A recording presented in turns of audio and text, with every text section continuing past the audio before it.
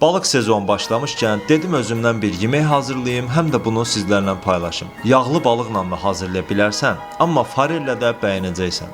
Diyetdə olanlar üçün də əla seçimdir. Balığın başını və quyruğunu kəs, zeytun yağında hər üç yüzün qızart.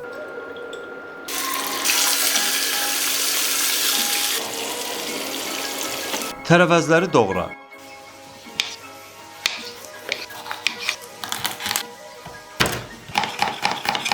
İlk sarımsağı qovur ki, ətri yağa çıxsın. Tərəvəzlərə ədviyyat və ispanaq ilə cəfərində vur. Biraz alt-üst eləyəndən sonra abqorasını da vur.